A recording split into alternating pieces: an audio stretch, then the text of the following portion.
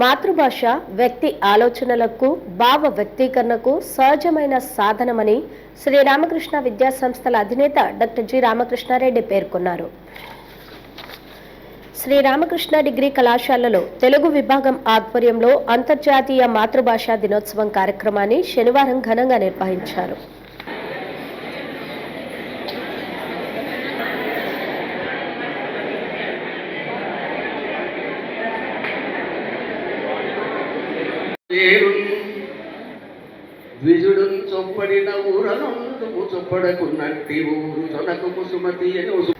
మాతృభాష ప్రాధాన్యత, భాషా సంరక్షణ అవసరాన్ని విద్యార్థుల్లో నాటే ఉద్దేశంతో ఈ కార్యక్రమాన్ని నిర్వహించగా విద్యార్థులు హాజరయ్యారు.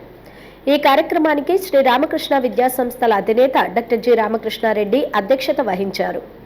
మాతృభాష మన ఆలోచనలకు మూలమని, భావ వ్యక్తీకరణకు సహజమైన సాధనం మాతృభాషేనని అన్నారు. విద్య మాతృభాషలో అందితే విద్యార్థుల్లో అవగాహన పెరగడమే కాకుండా సృజనాత్మకత వికసిస్తుందని తెలిపారు. తెలుగు భాషకు ఉన్న గొప్ప చరిత్ర, సాహిత్య సంపదను యువత తెలుసుకుని గర్వించాల్సిన అవసరం ఉందని ఆయన సూచించారు.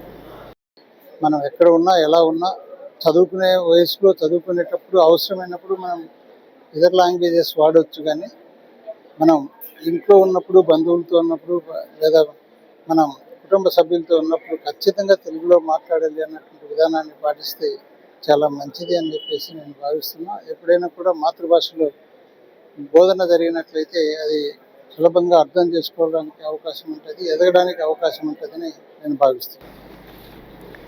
మహోన్నతమైన వ్యక్తుల జీవిత చరిత్రలు చదవాలని, గ్రంథ పఠన అలవాటు చేసుకోవాలని అన్నారు.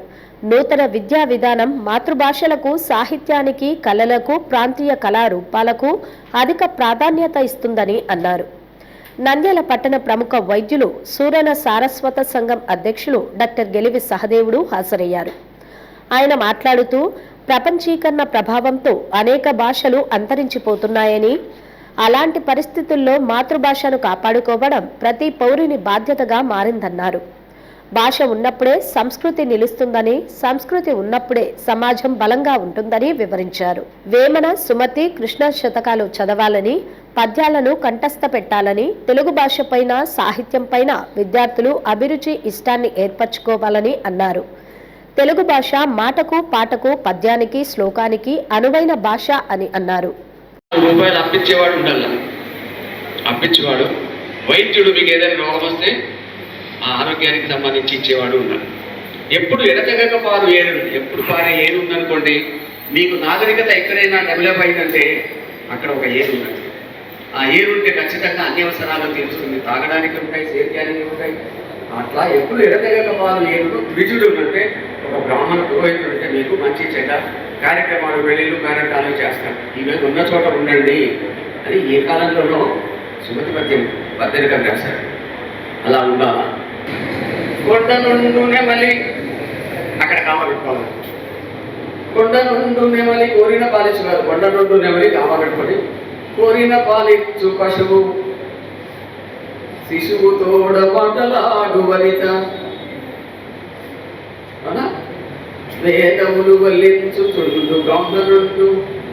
ఇక్కడ కామ పెట్టుకుని కాకి మాంసము తిను. రాముడు కాకి మాంసం తిన కాదండి, కాకి మాంసం తింటాం. ఇట్లా చమత్కారంగా పద్యాలు అల్లిన వాళ్ళు, భాషకి ఇంత రకంగా సేవలు చేసిన వాళ్ళు మన మాతృభాషలో చాలా మంది ఉన్నారు.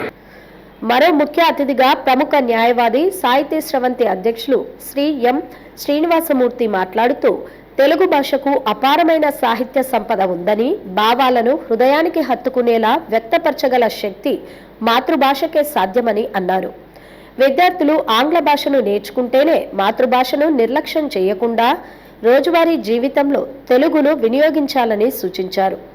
పాఠశాలలు, కళాశాలల్లో తెలుగు భాషకు ప్రాముఖ్యత ఇవ్వాలని అన్నారు. ముఖ్య అతిథులను శాలువ, పూలమాల, మెమెంటోలతో సన్మానించారు. మన అభివృద్ధిని మళ్ళీ భాష భాష ఈరోజు కూడా ప్రభుత్వం భాష భాష చెప్తూనే ఉంది. ఆచరించేది ఎవరు ఆచరించాలి? నువ్వు ఆచరిస్తావా, నేను ఆచరిస్తాను? రాజ్యాంగ పదవులు ఉండేవాళ్ళు రాజ్యాంగ సూత్రాలను, ప్రజల యొక్క అభివృద్ధిని, మానసిక అభివృద్ధిని, ఉపాధిని, అభివృద్ధిని ఇవన్నీ చూసి చేయాలి.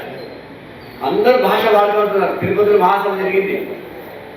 తెలుగుగా ఖచ్చితంగా ముందు తీసుకుపోతాం, ప్రాచీనత కల్పిస్తామని. ఎక్కడికి కల్పించారో తెలియదు, ఎవరు కల్పిస్తారో తెలియదు. మాతృభాషలో ఇంగ్లీష్ భాష వచ్చింది. మాతృభాష తల్లిపాల వంటిదని, పరాయి భాష పోతపాల వంటిదని ఆళ్లగడ్డ పట్టణ సీఐ యుగంధర్ బాబు పేర్కొన్నారు.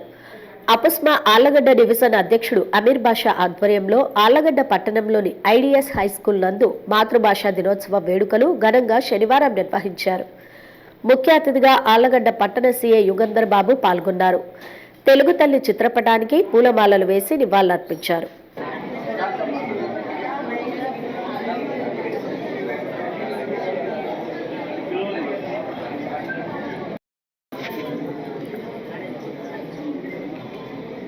Okay sir.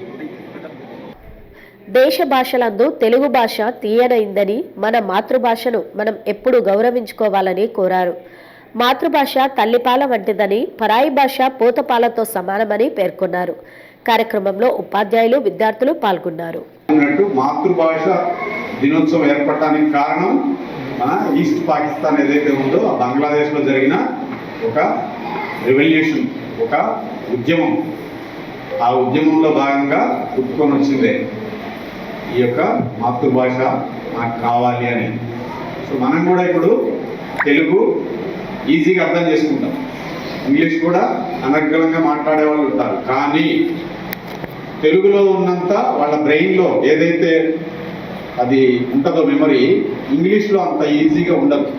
ఎంత నేర్చుకున్నా, ఎంత పండితుడైనా, ఎంత బాగా నాలెడ్జ్ సంపాదించాలి. కాబట్టి మనకి అది అట్లా మన మైండ్లో నిక్షిప్తం అయిపోతుంది మన మాతృభాష. కాబట్టి ఇప్పుడు ప్రపంచంలో 40% జనాభాకి వాళ్ళ మాతృభాషలో అందుబాటులో విద్య లేకపోవటం వల్ల విద్యకి దూరం అయిపోతున్నారు, సరైన తెలివితేటలు పెంపొందించుకోలేకపోతున్నారు అనేది ఒక స్టడీ.